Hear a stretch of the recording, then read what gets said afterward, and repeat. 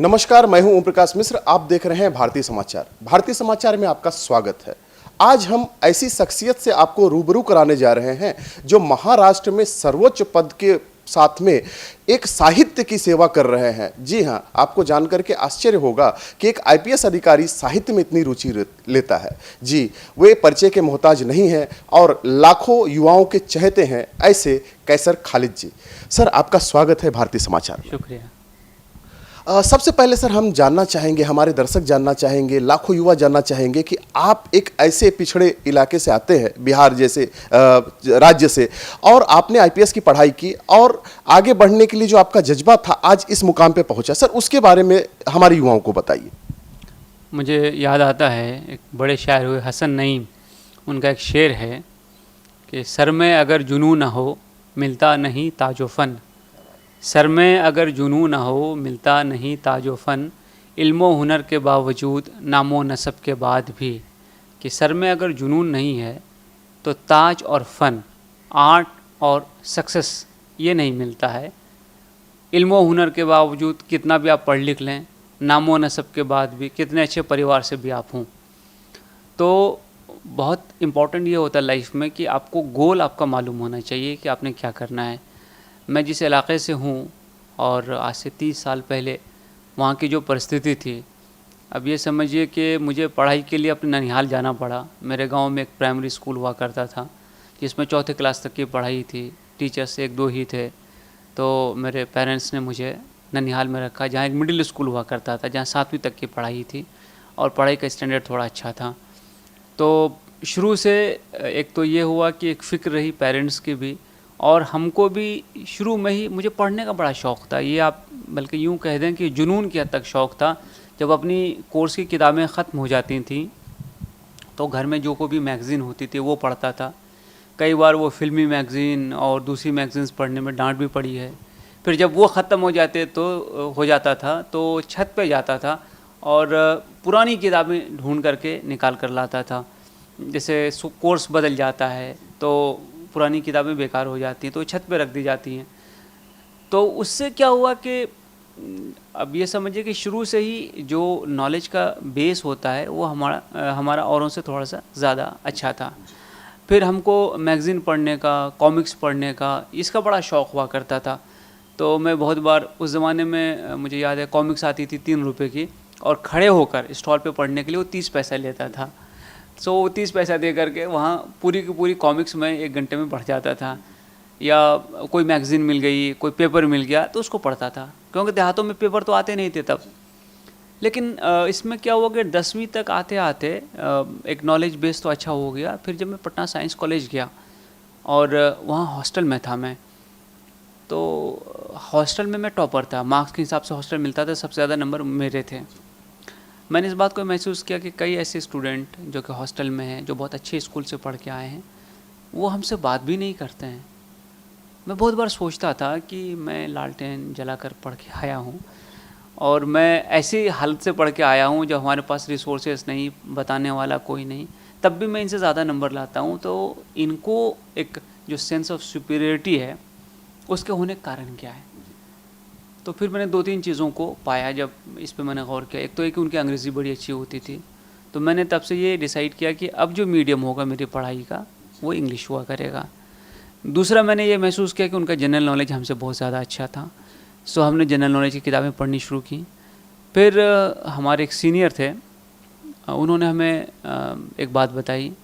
उन्होंने कहा, बेटा अच्छा, आगे बढ़ने के लिए एक ही तरीक़ा है कि तुम +2 इंटरमीडिएट जिसको कहते हैं उसमें ग्रेजुएशन की, और ग्रेजुएशन में पोस्ट ग्रेजुएशन किताब पढ़ो।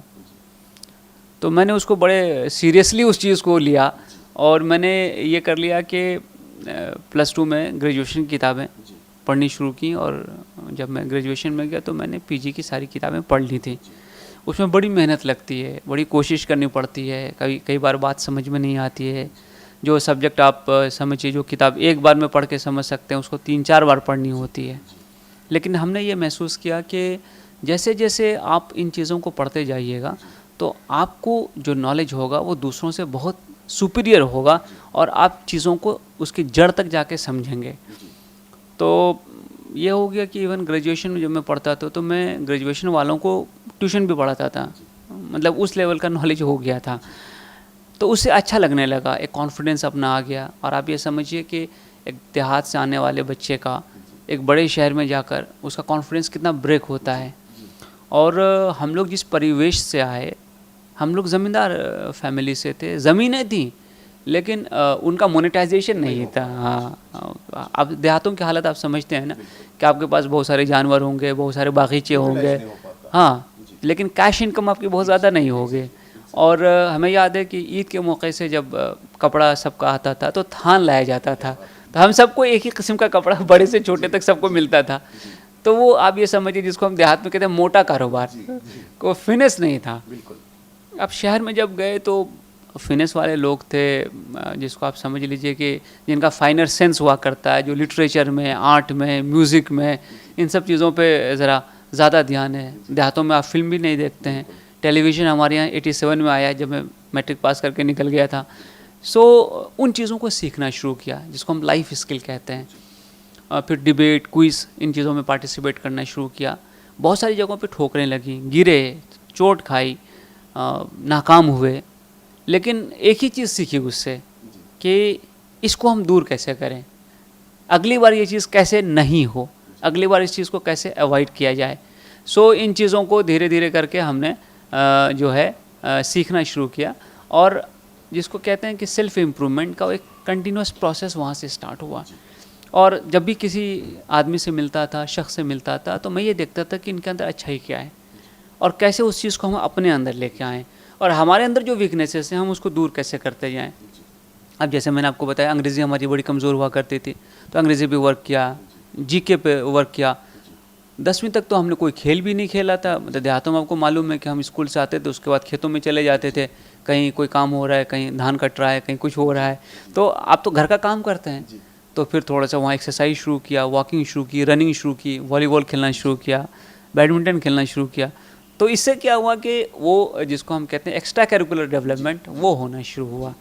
तो मैं अक्सर लोगों को ये बात कहता भी हूँ कि ये इम्पॉर्टेंट नहीं है कि आपको क्या मिला, इम्पॉर्टेंट ये है कि आपने सेल्फ डेवलपमेंट के लिए क्या किया और आप जहाँ थे वहाँ से कहाँ तक पहुँचे। सर, आईपीएस चुनाव करने के लिए कुछ मतलब आप मोटिवेट हुए थे या फिर मतलब ये का एक आपके दिमाग में आया कहाँ से आईपीएस करना है?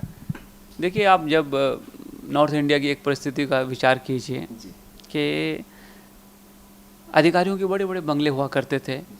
जब आप जाते थे, हम तो स्टूडेंट थे, छोटे थे, साइकिल से जाते थे, कभी पैदल भी जाते थे, तो हम बड़े औ से उसको ऐसे देखा करते थे कि अरे भाई यहीं ये लोग रहते हैं। फिर धीरे धीरे क्या हुआ कि जब देखना शुरू किया इनको, तो यूनिफॉर्म वाला आदमी तुरंत पहचान में आता है। अब हमारे ज़माने में तो एक एएसआई छोटा बाबू हुआ करता था, उनके पास बुलेट होती थी, पीछे उसका चौकीदार बैठता था। वो जब देहातों में आता था तो बहुत बड़ा आदमी समझा जाता था।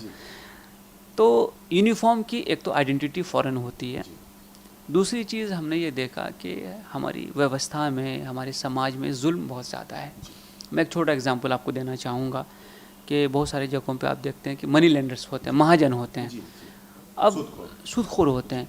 अब गरीब किसान, उनसे अगर पैसा उसने बोरो किया तो ज़्यादा से ज़्यादा चांसेस बात का है कि उसकी ज़मीन बचेगी नहीं, और वो घर से आकर के आपके जानवर को खोल के ले जाएगा, आपके खेत पे कब्ज़ा कर लेगा। बल्कि मैं एक सच्चा वाक़या बताता हूँ कि एक हमारे इलाके का एक महाजन था, एक मनी लेंडर था।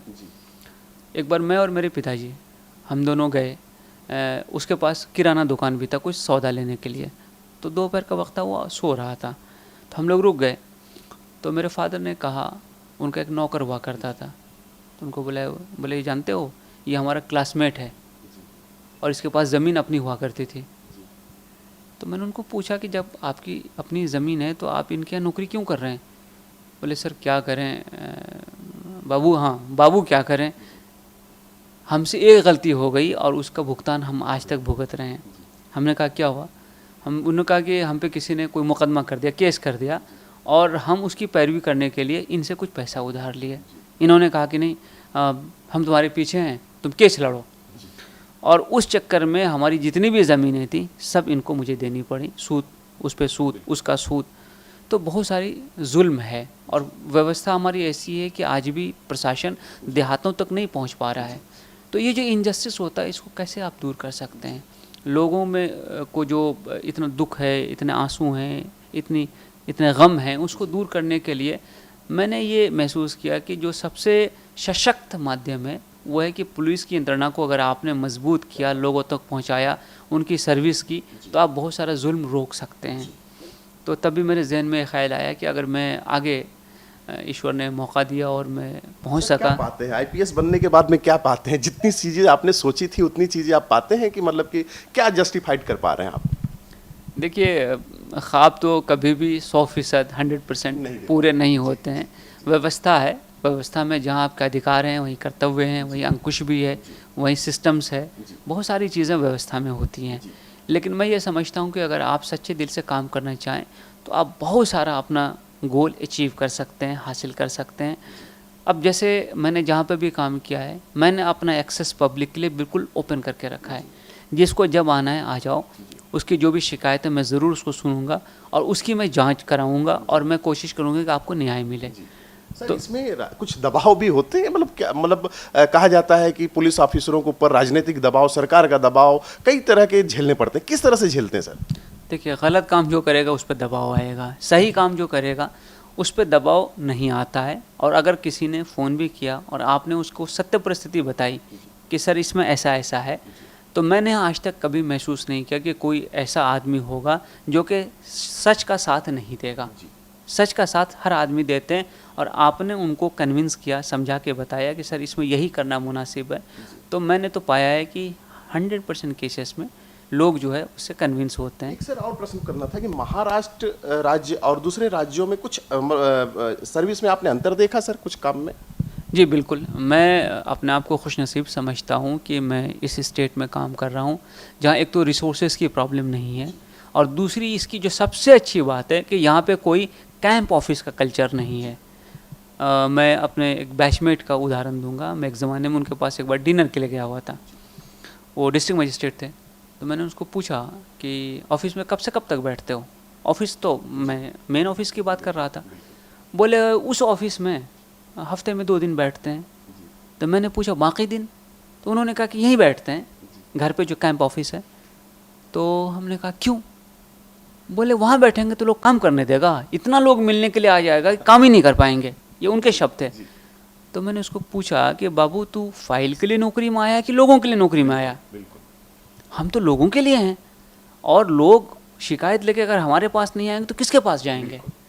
तो एक ऐसी व्यवस्था है। और दूसरी बड़ी बात क्या होती है, कैंप ऑफिस ख़ासतौर से भारत के कुछ भागों में उसका रिवाज है। वहाँ पे एक बड़ा मुच्छड़ आदमी बड़ी सी बंदूक लेकर के गेट पे घूमता है और मेरे जैसा देहात का आदमी डर से भाग जाएगा वहाँ से। उसकी हिम्मत नहीं होगी घर के अंदर घुसे।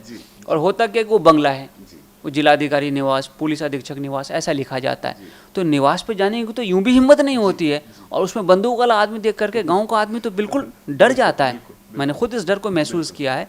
तो मैंने हमेशा ये सोचा कि हम ऐसी जगह पे बैठें जहाँ पब्लिक आए, चिट्ठी दे और आपसे मिल के जाए, उनकी जो भी शिकायत आप सुनिए और उसमें से जो भी सही हो सकता है, जो मदद हो सकती है वो करना चाहिए। मैं समझता हूँ कि आपने किसी से अच्छे ढंग से बात कर ली तो 50% जो उसका दुख है वो ख़त्म हो जाता है। उसको थोड़ा सांत्वना आपने दिया, उसको थोड़ा काम और कूल किया उसको, और आपने उसको ये होप दिलाया कि तुम्हारे साथ न्याय होगा, तो 70% तो उसका दुख ख़त्म हो जाता है और वो वहाँ से एक सेटिस्फाइड आदमी होके जाता है। वहाँ की व्यवस्था में चूँकि जब कोई शिकायत लेके आपके पास आता है तो आप एक साइड स्टोरी का सुन रहे होते हैं, दूसरी साइड भी स्टोरी की होती है और उसका एक तीसरा साइड होता है जिसको कहते हैं ना, एक मेरा साइड, एक आपका साइड और एक वो साइड है जो सत्य है। तो मैं हमेशा ये कहता हूँ कि भाई मैं इसकी जांच कराऊंगा और इसमें जो सत्य होगा उसके हिसाब से काम होगा। और मैंने कभी किसी आदमी को पाया नहीं कि वो इसके विरोध में जाए। तो ये कोशिश हमने शुरू से की। सर, और जो एक अलग प्रश्न आपके साथ में है कि आप आईपीएस सर्विस में तो हैं, अब साहित्य की तरफ आपने पढ़ाई के दौर से ही मतलब शुरुआत कर दी थी या फिर मतलब आने के बाद में कब से शुरुआत की और कैसे मोटिवेट हो गए आप उसकी तरफ? जैसा कि मैंने अभी अर्ज़ किया था कि मुझे दीवानगी की हद तक पढ़ने का शौक़ था। तो पढ़ने में क़िस्से, कहानी, गज़लें, कविताएँ सारी चीज़ें आती थीं। अब जब आप थोड़ा सा सेंसिटिव भी रहेंगे, आपका दिल थोड़ा नर्म और नाजुक रहेगा, तो जो चीज़ें हो रही हैं समाज में उस पर आप विचार भी ज़रूर करेंगे।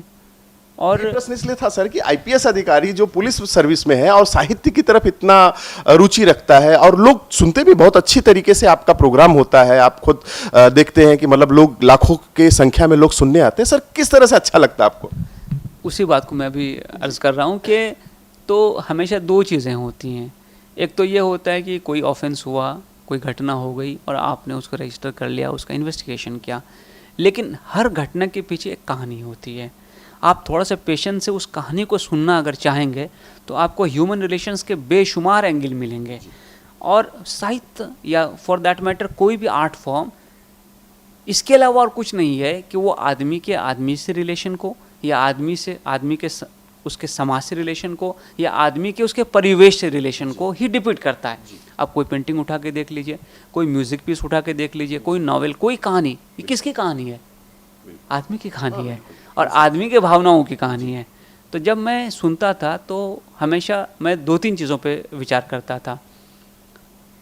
क्यों हुआ, किसने किया, यहाँ तक तो हम पुलिस में देखते हैं किसने किया, लेकिन क्यों किया, वो ऐसी कौन सी चीज़ थी, वो रीजंस क्या थे। जब रीज़न के अंदर जाइएगा तो अपने आपको नातों और रिश्तों को एक पूरा जाल मिलेगा, एक पूरी नैरेटिव मिलेगी, और वहीं से किसी कहानी या साहित्य के लिए मवाद पैदा होता है।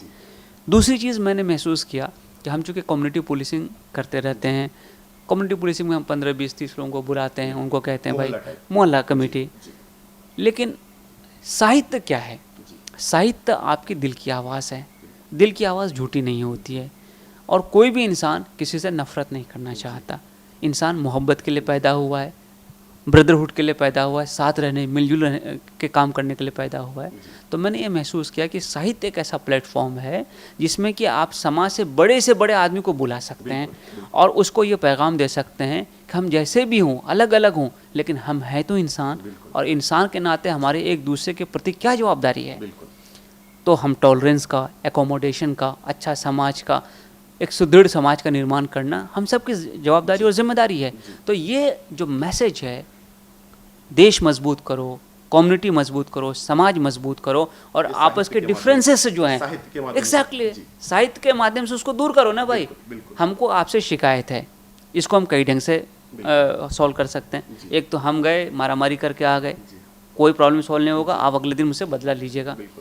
लेकिन मैं गया और आपसे मैंने अच्छे ढंग से बात की, मैंने अपनी दिल की बात आपके सामने रखी कि भाई मिशा जी देखो ना, मुझे ऐसा ऐसा दुख हुआ है, तो मुझे यकीन है कि आप उस बात को सुनेंगे। और साहित्य के माध्यम से मैंने कुछ कविता रख दी, कुछ और बात रख दी, तो आप तो बिल्कुल उसको सुनेंगे और कहेंगे नहीं भाई ठीक है, हम इसको सॉर्ट आउट करते हैं। सर हमारे दर्शक के लाखों चहेते जो है, आपका इंटरव्यू हो और आपकी कोई वो न हो, नज्म न हो, तो मतलब सर आप जरा सा हमारे दर्शकों के लिए एक नज्म जो मैंने लिखी थी, बल्कि उसको मैं आपको सुनाता हूँ। ये एक ड्रामा प्रोड्यूस किया जा रहा था, महेश भट्ट साहब की एक टीम थी जिन्होंने ये ड्रामा प्रोड्यूस कर रहे थे। उसमें मुझे ऐसा प्लॉट दिया गया कि भाई हीरो है और हीरोइन है, और दोनों किसी कारण से अलग हो जाते हैं। एक देश में चला जाता है, दूसरे देश में हो जाता है, बीच में एक बॉर्डर आ जाता है, सरहद आ जाती है, और ये मिल नहीं पाते हैं, दो प्यार करने वाले दिल। तो आप इस पर एक लिखिए कुछ। तो मैंने इस पर विचार करना शुरू किया कि आदमी आदमी से अलग क्यों होता है। तो मुझे महसूस हुआ कि हर वो चीज़, हर वो वैल्यू जो कि आदमी को आदमी से अलग करती है, वो एक बॉर्डर है। चाहे हमारे धर्म हो, चाहे हमारी भाषाएं हों, हमारा रंग हो, हमारी जातें हों, जितनी भी चीज़ें इंसान को इंसान से अलग करती हैं, विचारधाराएं, वो सरहद है। तो उस हवाले से फिर ये नज़्म मैंने कही, इसका उन्वान है मिलने दो। ये आपको मैं सुनाता हूँ। मिलने दो अब मिलने दो ना, मिलने दो अब मिलने दो ना, दिल से दिलों को जुड़ने दो ना, दिल से दिलों को जुड़ने दो ना, कलियां दिलों की खिलने दो ना, कलियां दिलों की खिलने दो ना, मिलने दो अब मिलने दो ना, दिल से दिलों को जुड़ने दो ना। एक सी रंगत एक सी बोली, एक ही मिट्टी एक सी बातें, एक सी रंगत एक सी बोली, एक ही मिट्टी एक सी बातें, एक से दिन है एक सी रातें, एक से दिन है एक सी रातें, ख्वाब भी हैं एक जैसे ही जब, ख्वाब भी हैं एक जैसे ही जब, रंग फिर उनमें भरने दो ना, रंग फिर उनमें भरने दो ना, मिलने दो अब मिलने दो ना, दिल से दिलों को जुड़ने दो ना। अगला बंद देखिए कि रिश्ता और नाता भी वही है, रिश्ता और नाता भी वही है, ख्वाहिश व ख्वाब दुआ भी वही है, ख्वाहिश व ख्वाब दुआ भी वही है, मायूसी आशा भी वही है, मायूसी आशा भी वही है, मिलने का जज्बा भी वही है, मिलने का जज्बा भी वही है, फूल और फल दरिया भी वही है, फूल और फल दरिया भी वही है, फिर ये बर्फ़ पिघलने दो ना, फिर ये बर्फ़ पिघलने दो ना, मिलने दो अब मिलने दो ना, दिल से दिलों को जुड़ने दो ना। और इसका आखिरी बंद देख लीजिए कि कैसे इंसानियत की बात करता है कि हुस्न इश्क भी एक से अपने, हुस्न इश्क भी एक से अपने, एक सी हसरत एक हैं सपने, एक सी हसरत एक हैं सपने, खौफो यकीन भी साथ हमारे, खौफ डर यकीन कन्विक्शन, खौफो यकीन भी साथ हमारे, हर सू वहशत पाँव पसारे, डर टेरर फ्राइट, हर सू वहशत पाँव पसारे, सरहद हम दोनों को पुकारे, सरहद हम दोनों को पुकारे, हाथ पकड़कर चलने दो ना, हाथ पकड़कर चलने दो ना, मिलने दो अब मिलने दो ना। युवा कभी आपने तो लगता है कि आपने इस तरह के जो बंद होंगे और ये जो शब्दों का चयन है सर का, बिल्कुल आपने नया सुना होगा और बिल्कुल ताजगी का एहसास दिलाता है। और एक आईपीएस अधिकारी इतनी बड़ी कल्पना कर सकता है, शब्दों को जोड़ सकता है। मैं बिल्कुल चाहता हूं कि आप लोग जरूर लाइक करिएगा सर का। सर, युवाओं के लिए एक संदेश चाहूंगा कि भारतीय समाचार के माध्यम से आप युवाओं को एक मोटिवेशनल संदेश दें ताकि वो देश की सेवा के लिए आपसे प्रेरणा लेकर के आगे बढ़ें। मैं युवाओं को वही यही कहना चाहिए। एक फिल्म में मैंने देखा था जिसमें ये कहा गया था कि हर मोड़ पे दो रास्ते मिलेंगे, एक रास्ता वो होगा जो आपको अच्छाई की तरफ लेके जाएगा और एक बुराई की तरफ लेके जाएगा। बुराई वाला रास्ता आसान होगा, ये आपको अपनी तरफ खींचेगा, और अच्छाई वाला रास्ता बहुत मुश्किल होगा। अगर आपने बुराई वाला रास्ता इख्तियार कर लिया, उसको ऑप्ट कर लिया, तो हो सकता है शुरू में आपको सक्सेस मिले, आपकी लाइफ भी बहुत अच्छी हो जाए, लेकिन अंततः आपकी हार होगी। और अच्छाई वाला रास्ता अगरचे मुश्किल होगा, उसमें तकलीफ़ें होंगी, दुश्वारियाँ होंगी, लेकिन अंततः आपकी जीत होगी। और हमारे देश में तो, हमारे समाज में कहा गया, हमारे शास्त्रों में कहा गया, सत्यमेव जयते, अंततः जीत सत्य की होती है। और सत्य के बारे में समझ लीजिए कि सत्यम शिवम सुंदरम, जो सत्य है वही भगवान है और वही सुंदर है, उसके अतिरिक्त सब कुरूप है। जैसा कि आपने सुना, वरिष्ठ आईपीएस अधिकारी और महाराष्ट्र पुलिस में तेज तर्रार चेहरा जाने वाले कैसर खालिद सर आज हमारे साथ में रूबरू थे। और निश्चित तौर पे उनकी जीवन के शुरुआत से और अभी तक की उनकी पोस्टिंग से, उनके जो शब्दों का जो संकलन था, उनके जीवन का जो भी सार था, उन्होंने आपके साथ में बांटा। और मुझे बिल्कुल ये उम्मीद ही नहीं, विश्वास है कि आप लोगों को जरूर इसका फायदा पहुंचेगा। और आप तो खुद देखिए ही, साथ ही साथ अपने बच्चों को, युवाओं को और अपने बुजुर्गों को भी ये इंटरव्यू जरूर दिखाइए। कैमरा पर्सन विनोद राजपूत के साथ ओम प्रकाश मिश्र, भारतीय समाचार, मुंबई।